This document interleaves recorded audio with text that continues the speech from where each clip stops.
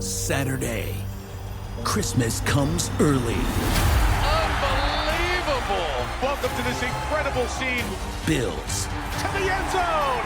Chargers. It's a touchdown! An exclusive NFL game. That's fantastic! Live in primetime. Wow! Only on Peacock. With a Christmas gift to their fans. They're having some fun now. Bills versus Chargers. Saturday, 7:30 Eastern. Exclusively on Peacock. Tired of ads interrupting your favorite show? Good news. Ad-free listening on Amazon Music is included with your Prime membership. Download the Amazon Music app or visit amazon.com/ad-free sports. That's amazon.com/ad-free sports to catch up on the latest episodes without the ads. Enjoy thousands of Acast shows ad-free for Prime members. Some shows may have ads. The Two-Footed Podcast is brought to you by EPLindex.com and our presenting sponsor, Liberty Shield. Liberty Shield is a VPN provider. A virtual privacy network allows you to go online, change your location, access things you're geo-blocked from, while keeping your data safe. So, as an example, if you are a UK expat and want access to BBC iPlayer to watch Match of the Day or ITV Hub or all four, but you get that message that says this content is not available in your location, a Liberty Shield VPN gets you around that block, allows you to watch whatever you want on those services while also keeping your data safe. And it goes further than that. It allows you to open up Netflix's entire library by just changing your IP address. Liberty Shield is the #1 rated VPN provider on Trustpilot with 5-star ratings across the board. So go to libertyshield.com right now, use the code EPL25 and get either the hardware package or the software package. The hardware package is a router that you plug into your existing router, and any item you want to change the IP address on, be it your phone or your television, you connect that to the new Liberty Shield router. All other items can remain connected to your existing router. There's also a software package which is instantly downloadable to your device and you can get using straight away. Again, libertyshield.com, EPL25 for 25% off at checkout. We're also brought to you by Home of Hopcroft, a giftware and homeware company located in Scotland but shipping worldwide. Check out homeofhopcroft.co.uk and do check out the EPL Index and Anfield Index shops, which you'll find on Etsy. Use the codes EPL10 or RED10 for 10% off at checkout. And lastly, do remember to check out A Tad Predictable, hosted by Tadiwa. That podcast is on this feed before every Premier League match week. And then the EPL Roundtable, hosted by Kevin DeVries, on its own EPL Roundtable feed. So just search EPL Roundtable in your podcast device. And that's out after every match week. Now, on with the show.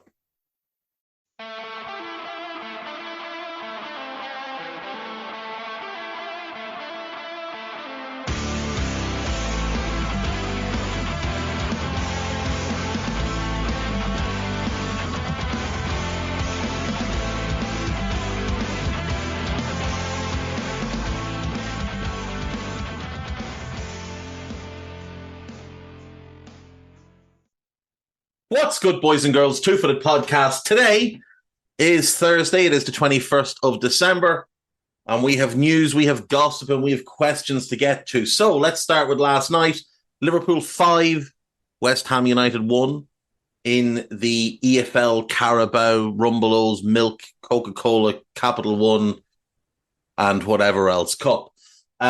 Big win for Liverpool. Great performance. Best performance they've put together since Villa early in the season, potentially even a better performance. They were rampant, they were dominant, they were aggressive, they played a proper formation and a proper shape and a proper style for the first time in a long time. They looked like a proper team, which was nice. Liverpool will now play Fulham in the semi-finals. Chelsea will play Middlesbrough in the other semi-final. And then we will have a final, which is nice. So you'd fancy Liverpool-Chelsea as the final, but you won't write off Fulham. You can't write off Borough. They're here on merit. They deserve to be at this stage of the competition. and we'll pick this all back up in January. We can put the EFL Cup to bed for a few weeks, though. In other news, the ban on the European Super League has been deemed unlawful, say the European Court of Justice. They have denounced UEFA and FIFA for abusing a dominant position.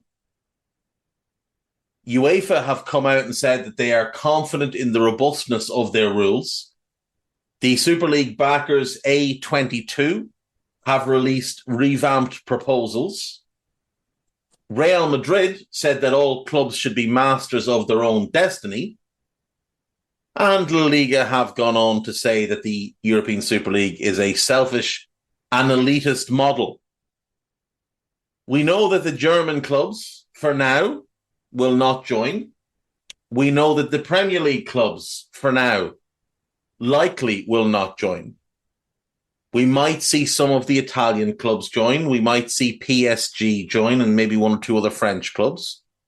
We've seen Atletico Madrid come out and say they will not join, but obviously Real and Atleti or Real and Barca are the driving force behind this.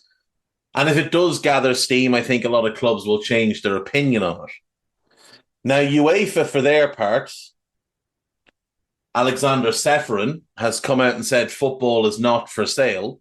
I'm not sure if he understands what the word irony means, but he might want to look it up. He really might want to look it up. We've had reports that UEFA are considering binning off the proposed changes to the Champions League. Next season, we were due to go to some sort of Swiss model where all teams would be placed in one pot, one table. All teams would play a certain amount of games, and then the top 8 would go through, with the remaining teams playing off in some sort of playoff knockout round to advance to a round of 16 and then go from there. Didn't sound great. Didn't really like the idea. Wouldn't be against them going back to the current model, which I think is fine. It's not great, but it's fine. I do think there's ways and means to fix the Champions League. I just don't think that Swiss model is the one. I think the original Super League plan had a lot of merit. There was obviously some mistakes in it, but it got leaked and had to be publicized before it was ready. The revised model, I'm not as keen on. I get the idea of the 3-tiered league, and that's fine. And I feel like it was better the first time, though flawed, but better. Obviously, the people that really care about football, Sky Sports, Gary Neville, they're once again against it. I wonder if the fact that the Super League have said that what they want to do is put it on a free-to-air network has anything to do with Sky being upset about it. Wouldn't it be terrible if the BBC or ITV or, look, we get Champions League here in Ireland on RT anyway. But wouldn't it be terrible if just national broadcasters had it? The big subscription services didn't get any of the games. Wouldn't that be a terrible thing? Then Gary Neville, might not have a job anymore. Wouldn't that be shocking? Wouldn't it be awful? It's all very funny for Gary Neville to come out and be so against this and say that's against the integrity of the game when he's financially doping Salford City up through the lower leagues. But, let Gary do Gary things. He never had a problem with the Glazers until the Super League and the threat towards his income from Sky. Never had a problem with them when he was buying land off them to build himself a hotel. But now he's got major issues. So the proposal for the new Super League would include 64 men's clubs and 32 women's clubs. It would be a rival for UEFA's competitions, the Champions League and the Europa League, and obviously the Conference League. I just don't quite like I don't quite like the plan as much. Florentino Perez, who, he's been the one behind most of this. He's come out and said that today is a great day for the history of football. Magnificent stuff, really. It's going to get messy. It's going to be very public, and it's all very funny, to be quite honest with you.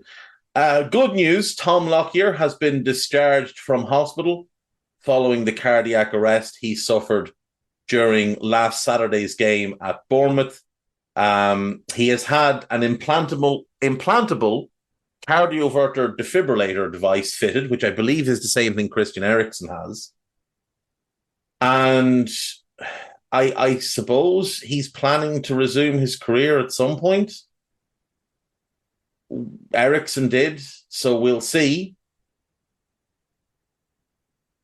Other players to have them include Daley Blint.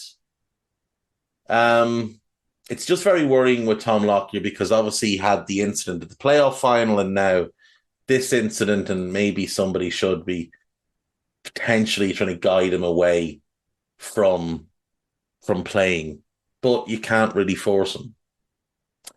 A bus crash in Algeria on Wednesday night killed a player and coach from top flight side Maloudia club El Bayad, prompting the National Football Federation to postpone all games. The country's state news agency said that goalkeeper Zakaria Bouziani and assistant coach Khalid Mufta had died in the accident. They were travelling north for a league game on Friday when the bus carrying the squad overturned in northwest Algeria, according to local media. So that's obviously horrible news.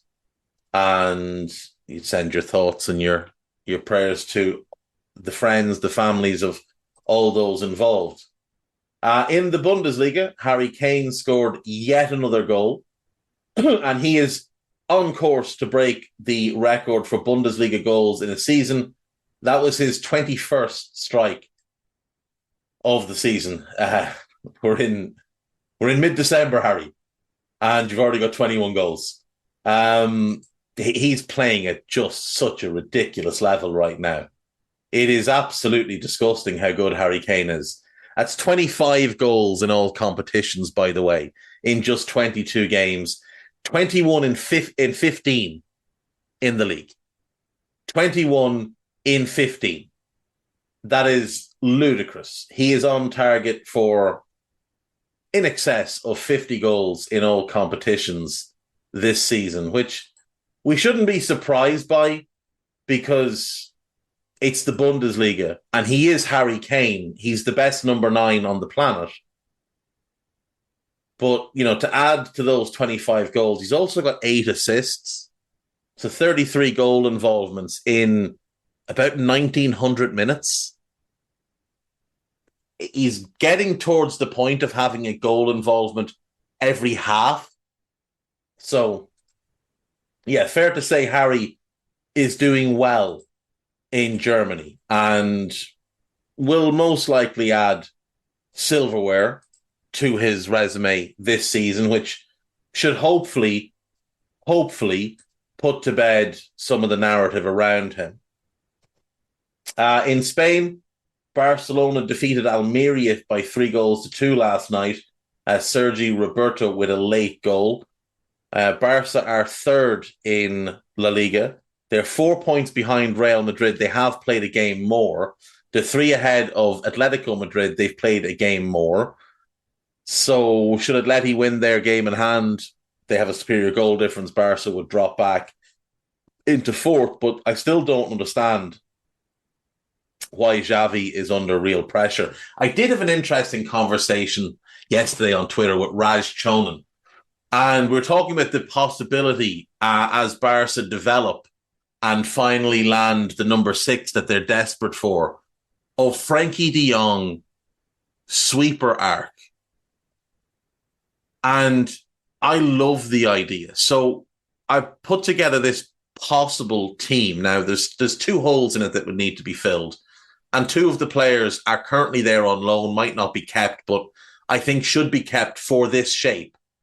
So first and foremost, you've got Ter Stegen in goal. Araujo would play right side centre back. Frankie as a sweeper. You would need a left side centre back. They do have Inigo Martinez, obviously, so he can fill in there in the short term. But long term, you'd want to upgrade that position. As wing backs, Kinseo and Balde. You couldn't ask for better. In midfield, you would sit that defensive midfielder and then have Gavi and Pedri playing in advance of that player. And then you'd have Lewandowski. And just for now, I would say João Felix is ideal for that kind of shape. Now, if they don't keep João Felix, they could bring back Ansu Fati and use him in that role. They do obviously have this young Brazilian striker coming in, so it could be him either.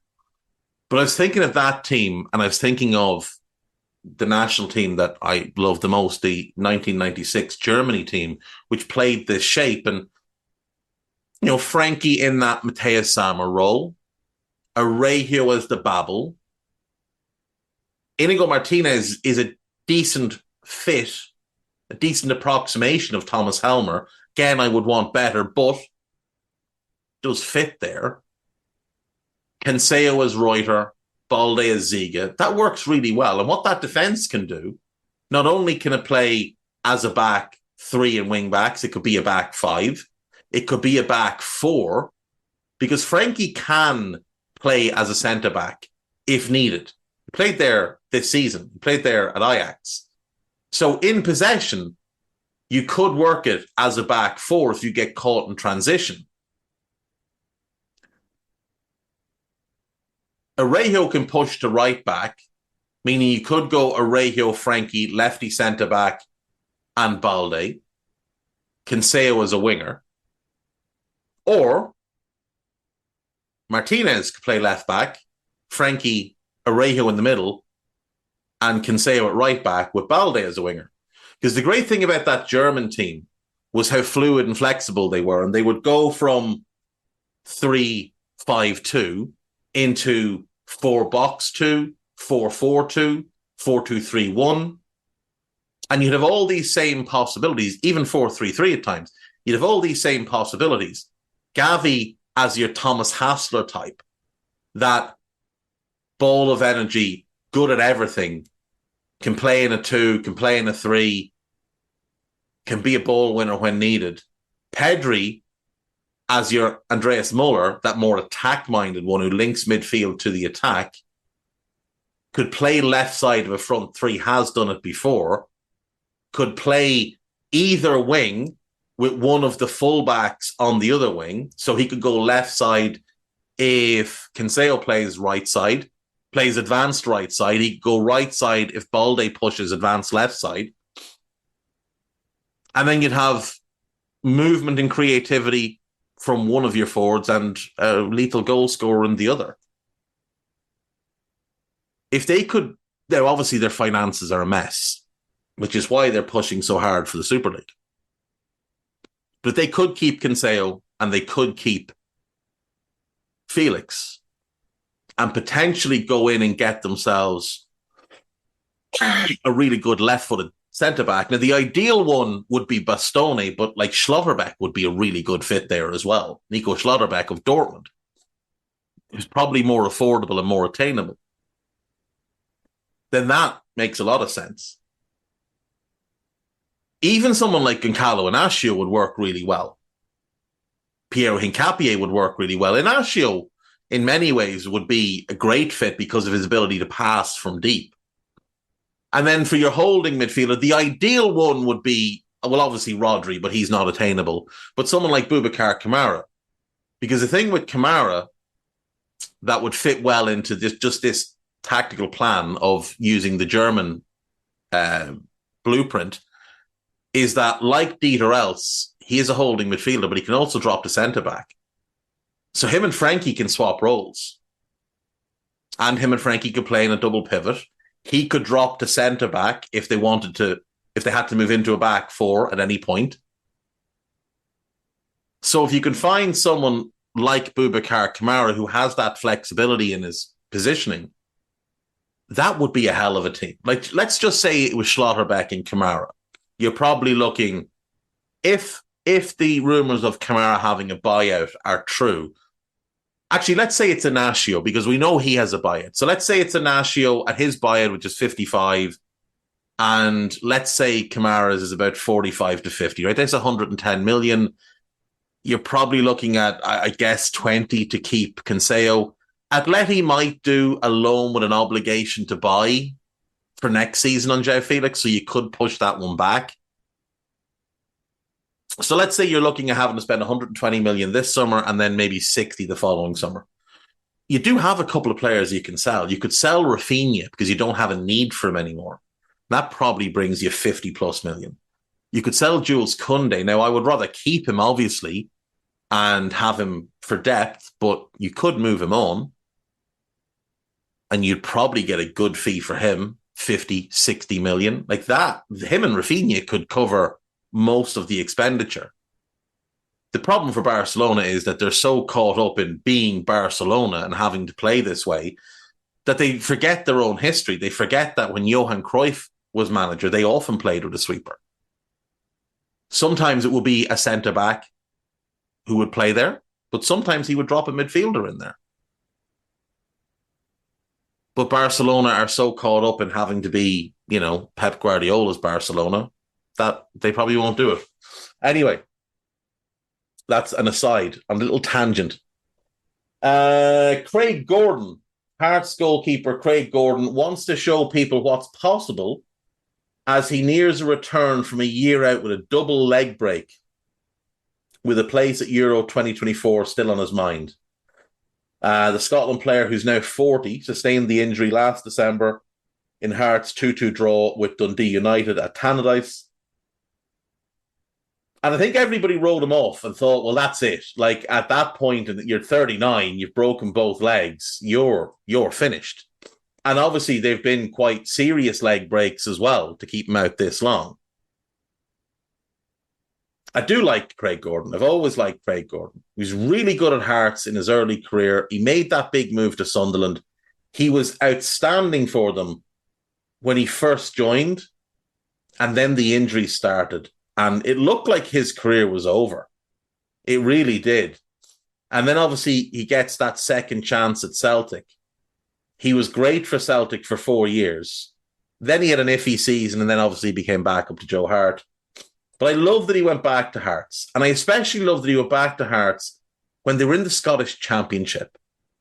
A club that had given him his start in football. That had given him his opportunity. A young goalkeeper when he broke through, like 19 when he made his debut, 18, 19 when he made his debut for Hearts. And they gave him that opportunity. And he felt like he owed it to them. Because remember as well, when Sunderland came in for him, there was a lot of talk that there was going to be big bidding wars for him. It was 9 million, which was a record a British club had paid for a goalkeeper at the time, back in 2007. But they didn't have to sell him at that point. They could have held out. They let him go, and he took his opportunity. And it's just a shame. It's just a shame that he had the injury problems. So I thought he was really good. I thought he was really, really good. Anyway, good to see him on the recovery route. In France, Kylian Mbappe scored twice as PSG beat Metz. Nothing unusual about that, but what was unusual is that his brother, 16-year-old Ethan Mbappe, came on for his debut. Now, I don't know how highly regarded Ethan Mbappe is, but it does say a lot that he's at PSG and he's in and around the first team mix at just 16. I understand that Kylian has a lot of sway there and a lot of influence, but I think if the brother was a scrub, there's no way a manager would put him in the team, regardless of what pressure he was getting. So it does potentially point to PSG having another very, very talented player on their hands. And, when you see how good Warren Zaire-Emery is, if Mbappe is even 65, 70% to him, he'll be a cracking player. Still don't like the way they're playing, still don't like the setup, still don't like Luis Enrique as a manager. But a win is a win for PSG.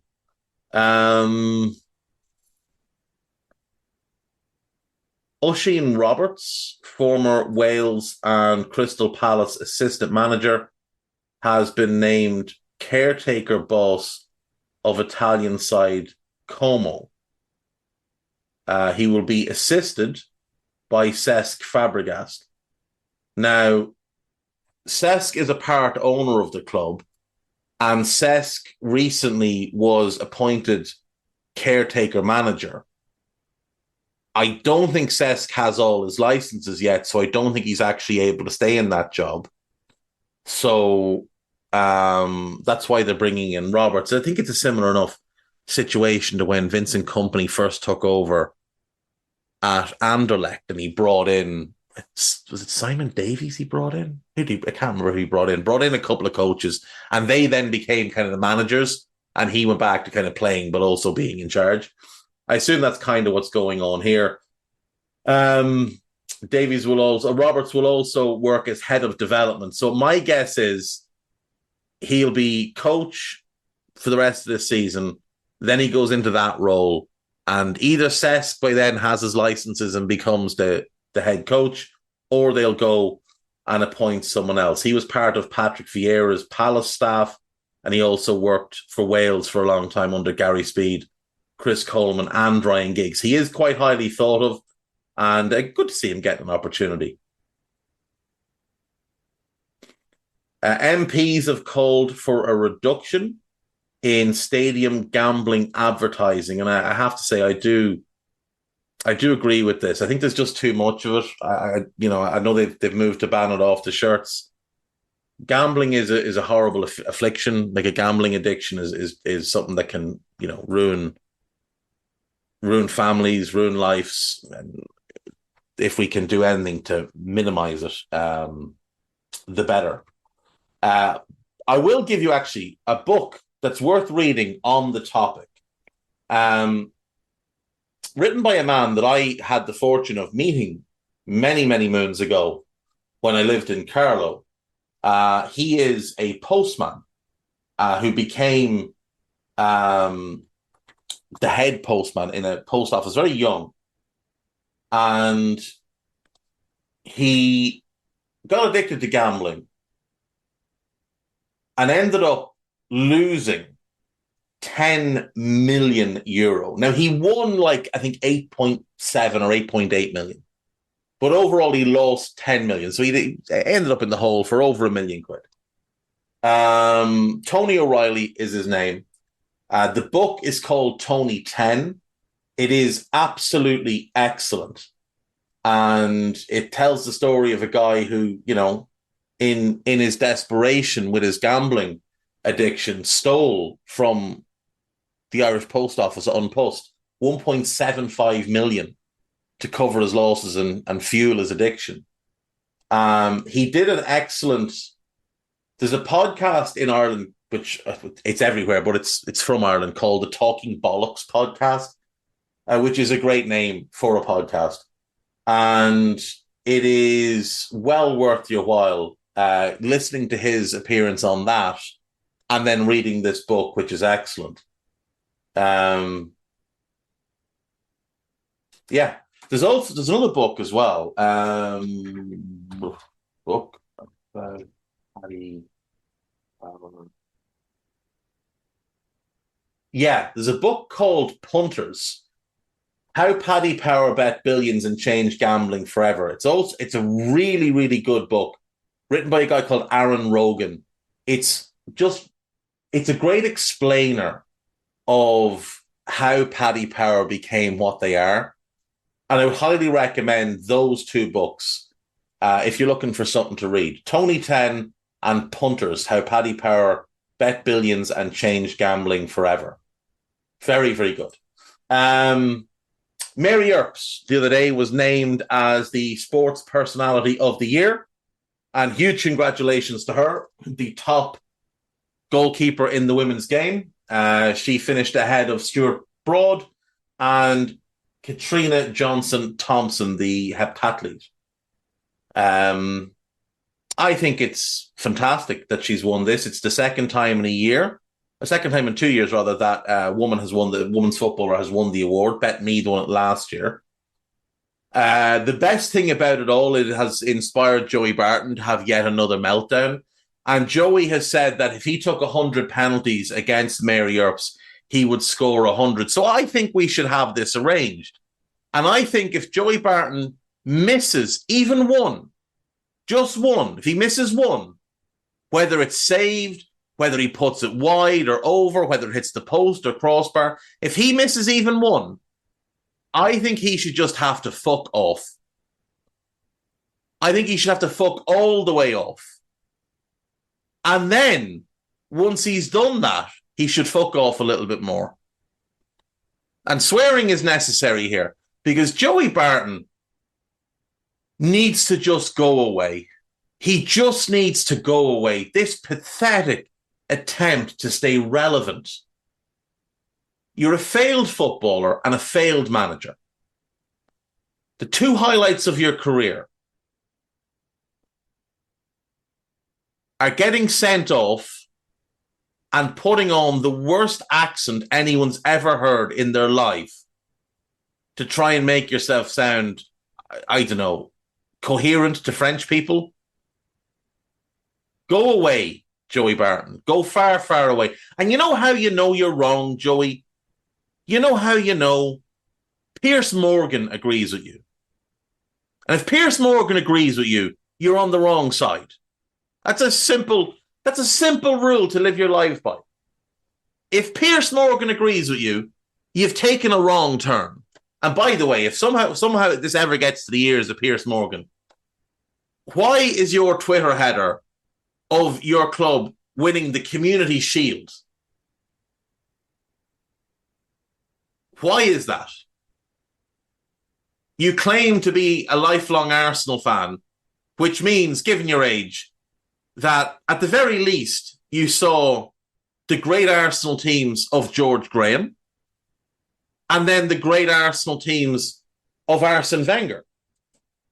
So I don't know why Piers would have Arsenal winning the Community Shield when he's been alive and, you know, you'd imagine some sort of coherent adult while his team have won 5 league titles as well as a raft of cups.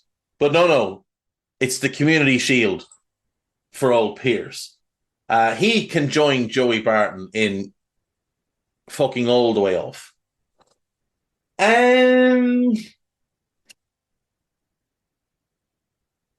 Gossip. We'll get to the gossip eventually.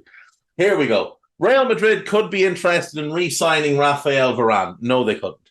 Manchester United boss Eric Ten Hag wants to keep Varane, who joined the Red Devils from Real Madrid, and Casemiro in January. Well, he might want to, but he shouldn't. He has to keep Casemiro. He spent all that money in Casemiro. He can't just give up on him now. Arsenal leading Chelsea in the race to sign Ivan Toney from Brentford. I don't think that's true because I don't think Arsenal have the money. They couldn't afford to do the Raya deal in the summer. There's no way they have the money to do a Toney deal in January. Not at the price point that Brentford are looking. Manchester United are interested in Real Sociedad's Japanese winger Kubo as a potential replacement for Anthony. That's magnificent. Kubo is fantastic, but yeah, he should avoid that club at all costs. German sides Bayer Leverkusen, RB Leipzig and Stuttgart are all exploring a deal to sign Jadon Sancho. It would have to be a loan for any of them.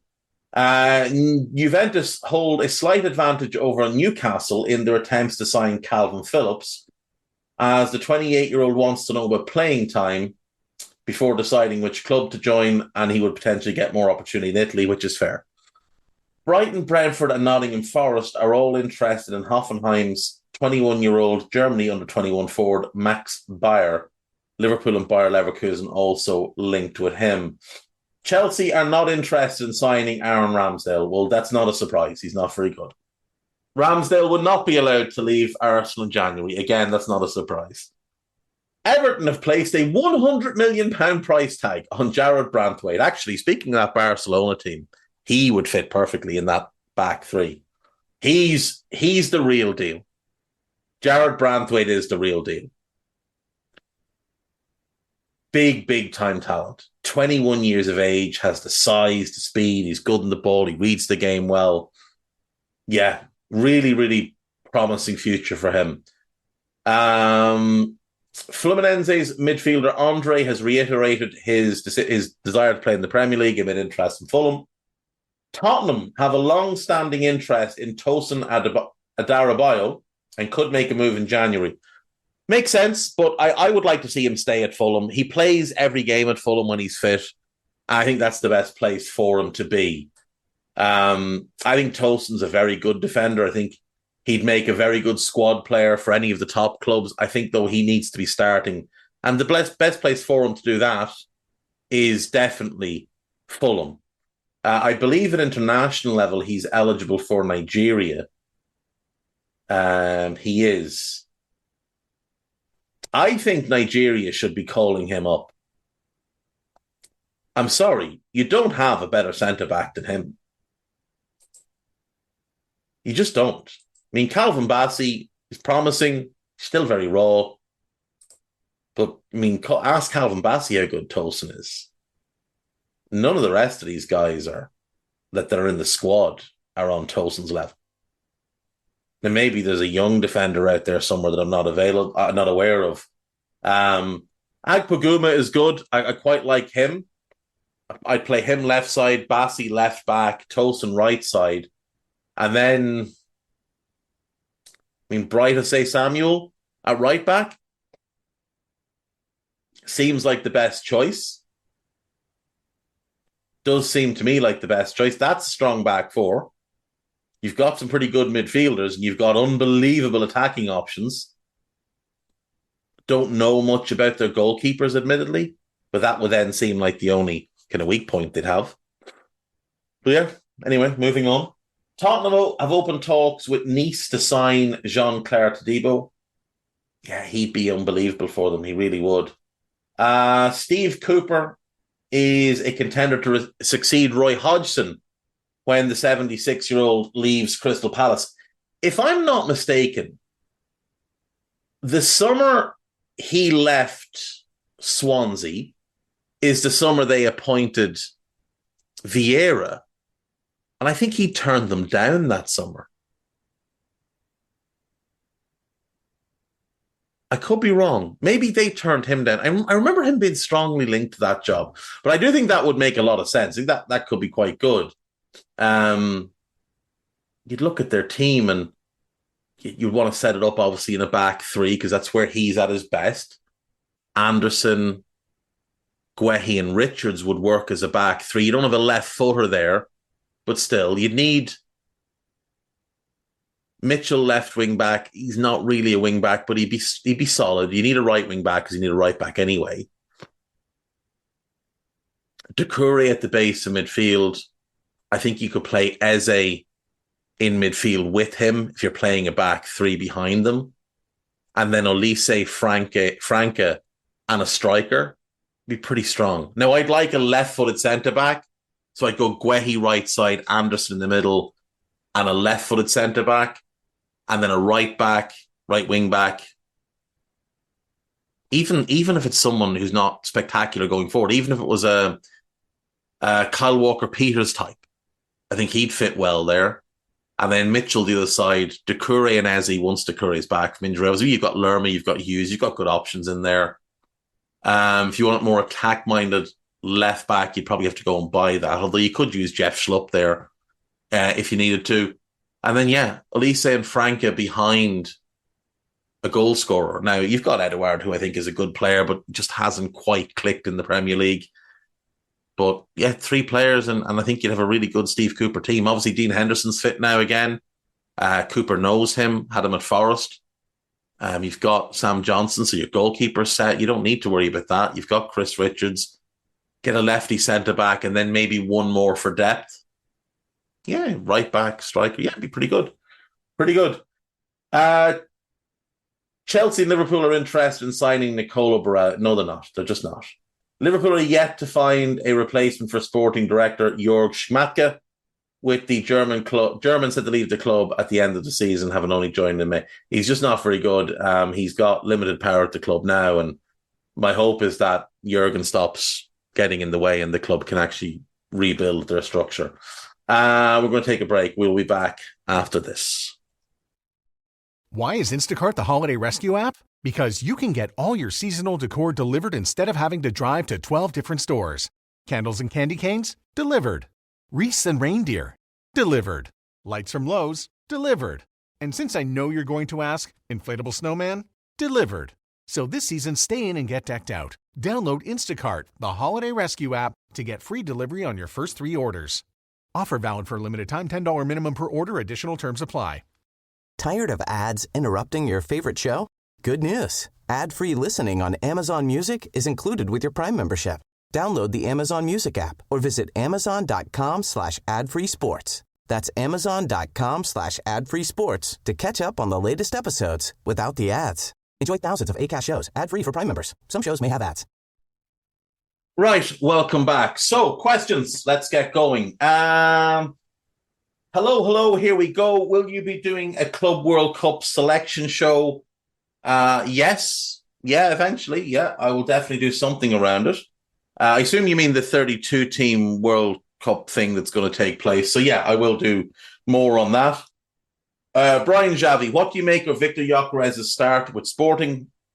Do you think he has what it takes to play for top club, whether in England or the other top leagues? I've been really impressed by what I've seen, and I do wonder if Spurs could have got their act together earlier in the summer and got Kane out the door, which was obviously going to be the way it ended, if he wouldn't have been a great replacement for Kane.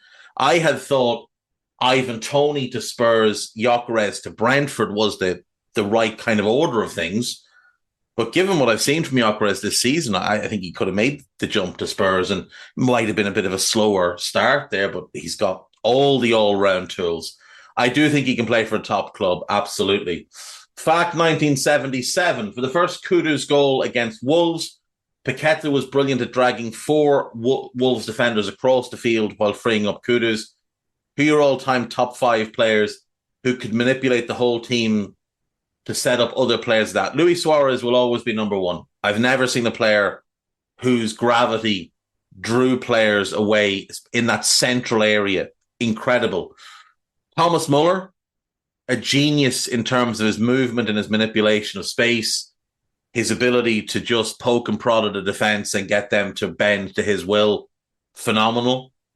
Gianfranco Zola was a master of it. Obviously would play off the striker. But back in the day, defenses were a bit more rudimentary. Players were a bit more thick. So he'd often push up against a centre-back and then he'd just start to drop. And he wouldn't do it in big increments. Like he wouldn't push up against the centre-back and then drop 15 yards. He'd drop 5 yards. And he'd receive the ball to feet and he'd pop it off. But that defender would be up tight against him. And now the defender thinks he's gotten a win because because Zola's popped it off. I've done the right thing here. And then Zola drops another 5 yards. And all of a sudden that defender's 10 yards out of position. And now either a fullback is having to tuck over or there's just a big open space. Zola was a master at it. You'd have to obviously point at Messi because in terms of,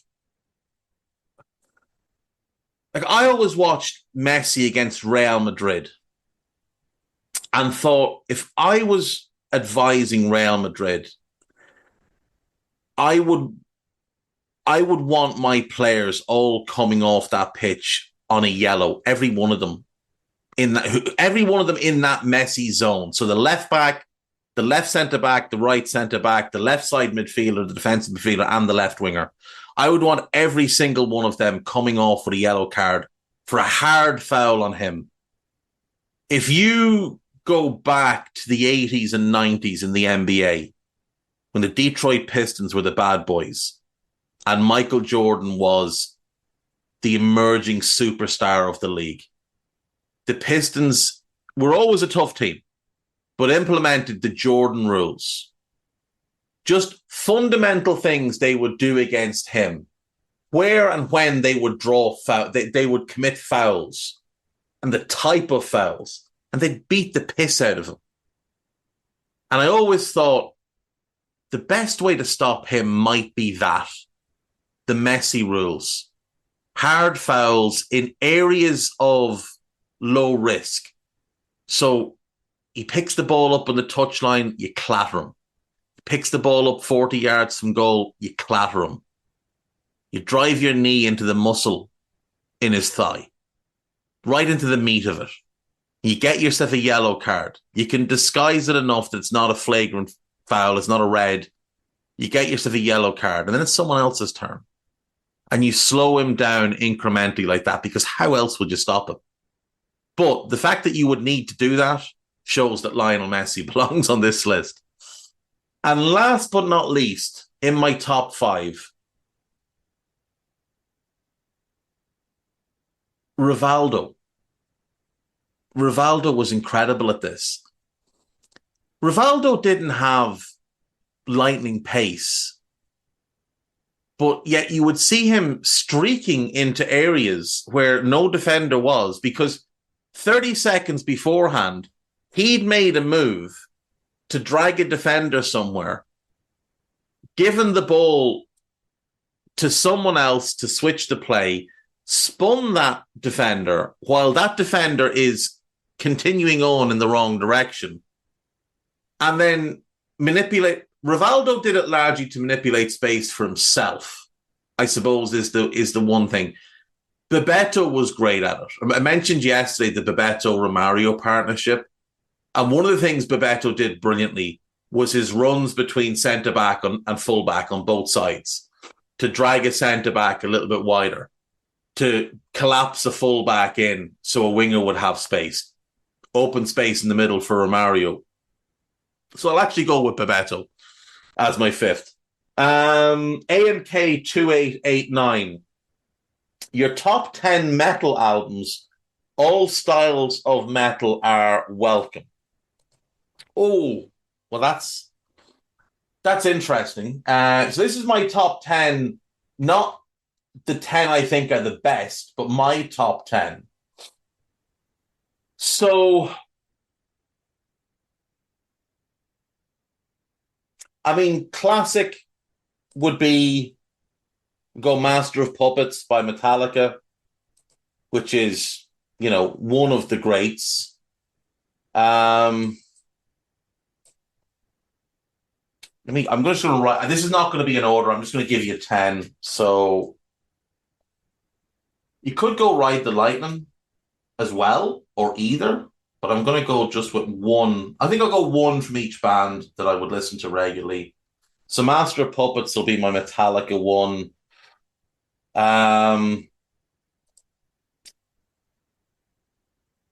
For Slayer, you've got to have a Slayer album.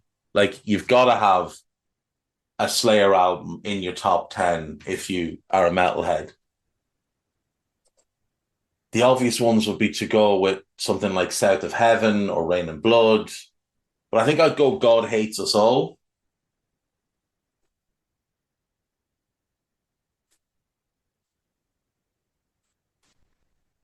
Moving from them,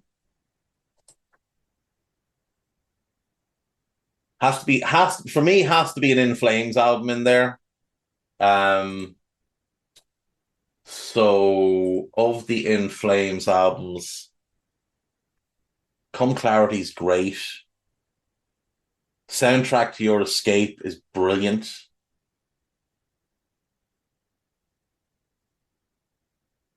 Colony. I might go Colony. Yeah. I think I'll go Colony. No, do you know what? I'm going to go Come Clarity by In Flames. Chaos AD will always be in my top 10.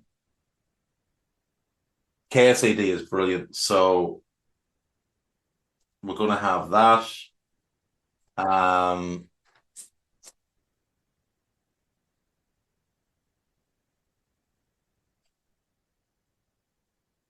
We're also going to have from Max, because he's Max. I think we're going to have Prophecy or Dark Ages. We'll go Dark Ages. A lot of this as well is like when it was released and kind of where you were in life. So I'll go Dark Ages.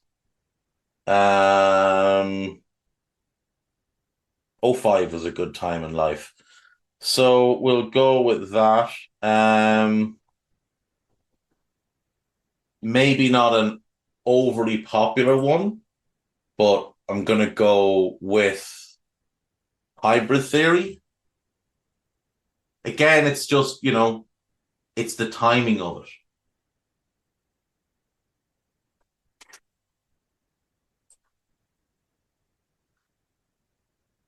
Have to have an Arch Enemy album.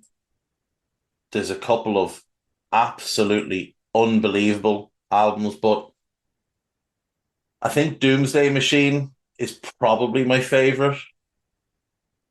I love all iterations of them, though. Like, they're great now with Elisa Witt-Gluss as the lead singer. They were incredible with Angela Gossow. But even when Johan Leva was the original singer, I still think they were great. But I think I'll go Doomsday Machine.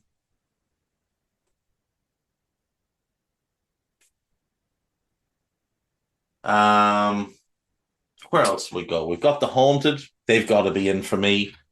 In part because of where that band came from and what its roots are. Like At the Gates are one of the preeminent. I suppose maybe I should go with an At the Gates album.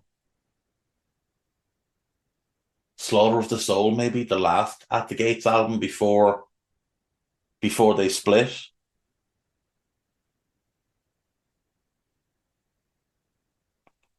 I think I'll go home. I think I'll go with The Haunted. So Revolver would be the album for me.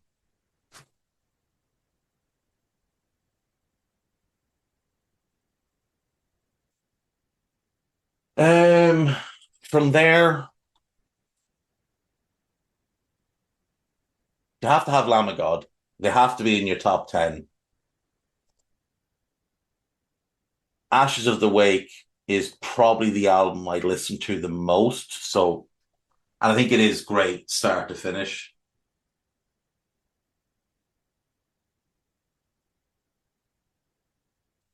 And then no top 10 is going to be complete without a Pantera album. So you've got to have one. Far Beyond Driven, incredible.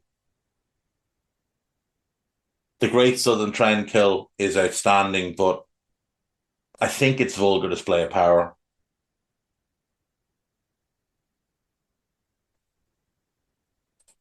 Now, Cowboys from Hell is also fantastic.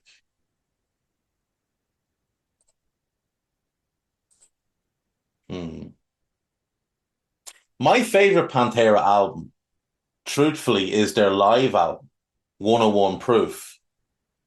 So I think I might go with it. I might go with 101 Proof. And then the one that miss out are Slipknot. So maybe I listen to Hybrid Theory still, though. But I do want to have a Slipknot album.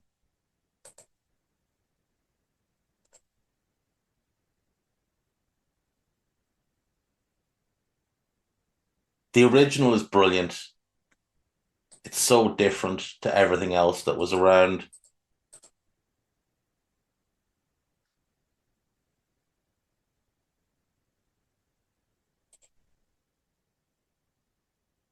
Iowa was enormous at the time when it first came out. The one I probably listened to the most is probably Volume 3.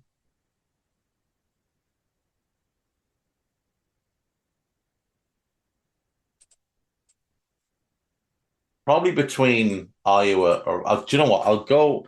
Do you know what I'm going to do? Actually, the one I actually listen to the most is again their live album because it's brilliant and it covers everything. So I think I'll go with their 9.0 live. Now that's a top 11, admittedly, but Master of Puppets, God Hates Us All, Come Clarity, Doomsday Machine, Chaos AD, Dark Ages, Hybrid Theory, Revolver, Ashes of the Wake, 101 Proof, and 9.0 Live. That's what I'm going to go with. There's the top 11. There you go. Ron Burgundy, what is a football-related topic, club, team, international team, rivalry, a year or era of a specific league, manager, Ballon d'Or race, influential figure, etc., that you think would make a good documentary or book that hasn't already been made? I am waiting on someone to write the definitive book on the United Arsenal rivalry. And I'm hopeful that friend of the pod, Ryan Baldy, will get to it at some point. Because I think he's got the ability to carry it off. Even though he does obviously have that preference towards United, I do think Ryan, especially with the research he's done on his last two books, one on United, one on Arsenal, I think he's in a good position to write it. But I think someone needs to write the definitive book on that. I'd like to see a good documentary on the rise of Blackburn under Jack Walker. I think that's something that you could do multiple episodes on. I think that'd be great.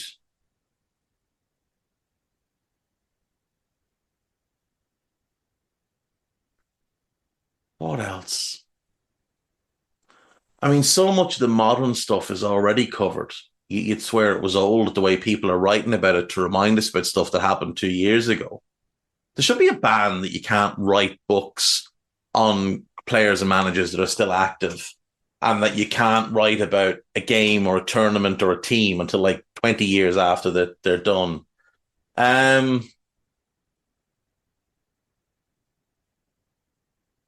See, the problem is I'd love to see a documentary on Argentina under Passarella and the lunacy that went on with, him banning players for not cutting their hair and stuff.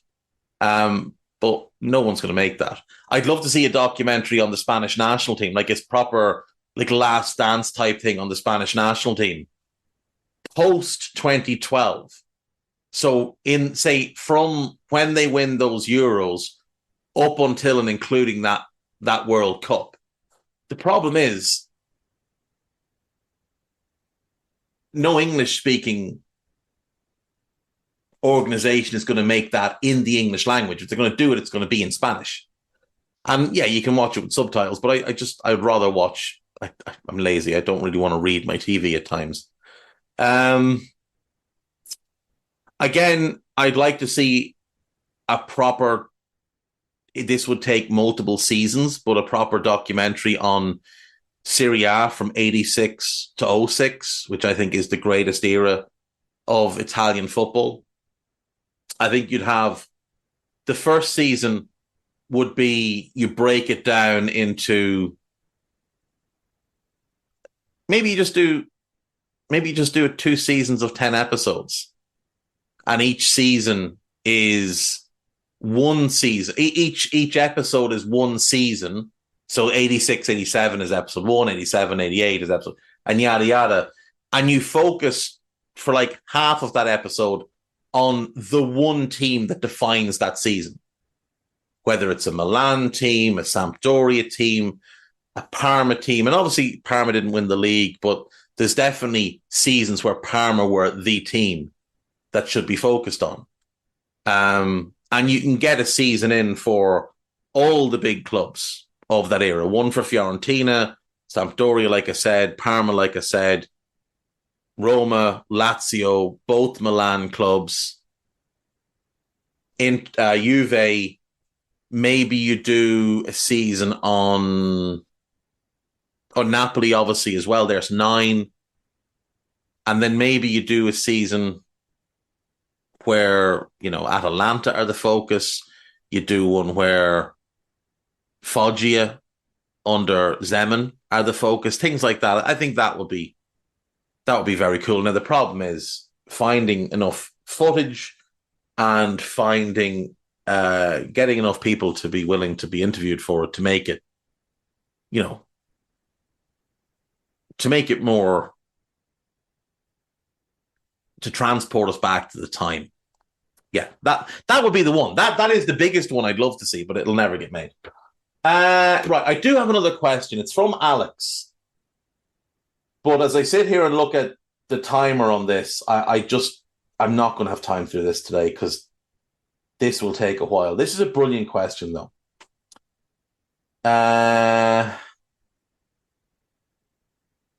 Can you predict the outcome of an 8-team tournament for the following 8 national teams?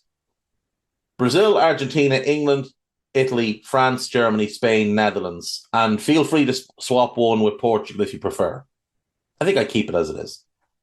The squads for this tournament may only include players with zero senior caps. This can be current or all-time. Please do not include current young players who will eventually graduate to the senior team, which obviously makes it a lot tougher. So I do want to do this, but this is going to take a while to put together. To put together teams for these countries is going to be hard. To put together squads is going to be really hard. That is something I'm going to try and do during the break in the Premier League, where we're not going to have a whole lot of action for a few weeks. Half the league gets 1 week off, the other half gets the other week off. I'll do it at some point in there. But please do remind me, Alex, and I will get to that. Is an outrageous question. That is the type of question that I've come to expect from someone like Isaac Gilding. I didn't realize you were going to torch me with one as well, but it is a cracker. So with that, folks, I'll leave it there for today, and I will see you all tomorrow. Have a pleasant evening, and goodbye.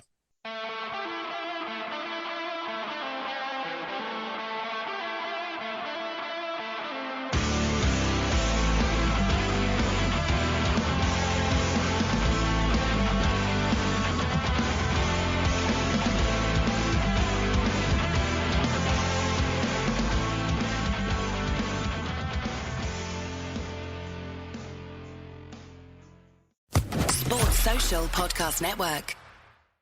Tired of ads interrupting your favorite show? Good news. Ad-free listening on Amazon Music is included with your Prime membership. Download the Amazon Music app or visit amazon.com/ad-free sports. That's amazon.com/ad-free sports to catch up on the latest episodes without the ads. Enjoy thousands of Acast shows ad-free for Prime members. Some shows may have ads.